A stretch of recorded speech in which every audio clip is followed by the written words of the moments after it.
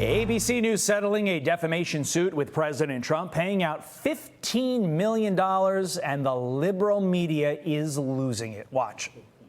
I do worry about the effect this could have on others and the chilling effect it might have on people who otherwise would be critical of Donald Trump. I got to think that the ABC boardroom was involved in this decision somehow. And my big worry, to put a finer point on what Barbara's saying, is it is somehow caught up in the fact that he's going to be president soon.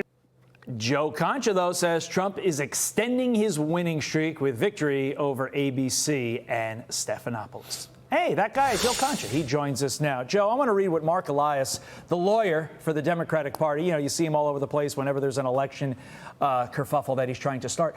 Posting on X, quote, knee bent, ring kissed. Another legacy outlet chooses obedience. But Joe, the literal example that law school professors use to show defamation, this is day one when you do defamation, is when somebody falsely accuses another person of rape. So is this about obedience, or was ABC certain to lose this case?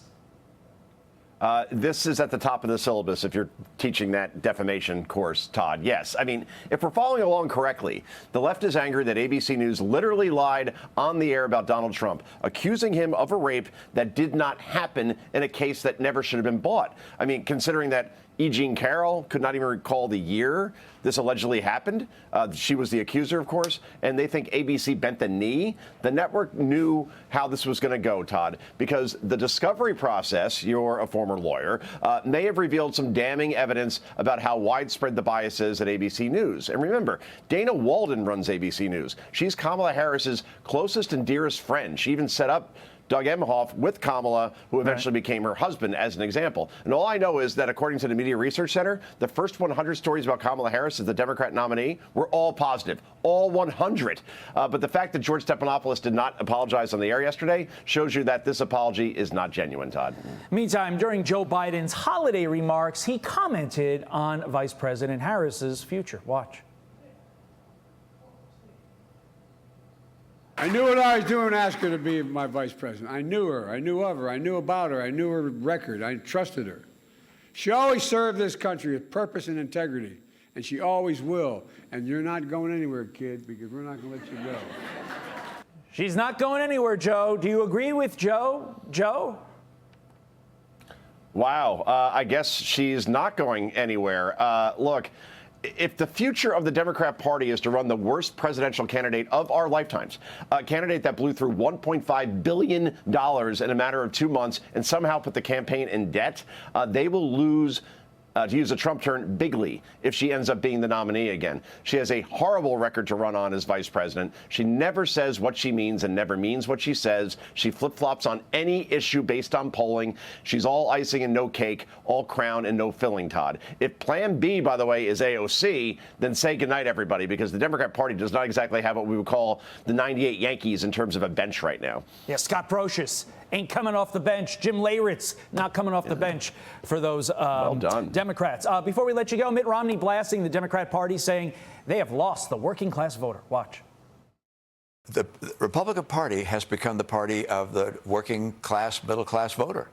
And you've got to give Donald Trump credit for having done that, taken that away from the Democrats. Democrats pushed him out. All right, the Bernie Sanders, Elizabeth Warren faction of the Democrat Party with some of this, defund the police and transgenders in, biological males in women's sports. These things had a lot of people in the middle class just flee the Democratic Party. We started off this segment talking about Trump extending his winning streak. I think the fact that he got Mitt Romney to say all that is a pretty big win, Joe. Yeah, it's common logic there, Todd. Mitt Romney is 100% correct here. These ain't your daddy's donkeys anymore. They are the party of coastal elites, the party of the richest 1%, the party of censorship, the party of war, the party of woke. It's why Donald Trump won in places like Pennsylvania, Michigan, Wisconsin, Arizona, Georgia, among working class voters, rank and file unions, Teamsters, firefighters union, restaurant service workers. Democrats now speak down to voters instead of listening to them, Todd. They got to solve this problem. They're not going to win any elections anytime soon. You know what's winning as well today? Your background. It is stunning. It is beautiful. It's a beautiful scene. Just no like drones. Every time Joe Concha's on. Joe, thanks. I'm Steve Ducey. I'm Brian Kilmeade. And I'm Ainsley Earhart. And click here to subscribe to the Fox News YouTube page to catch our hottest interviews and most compelling analysis.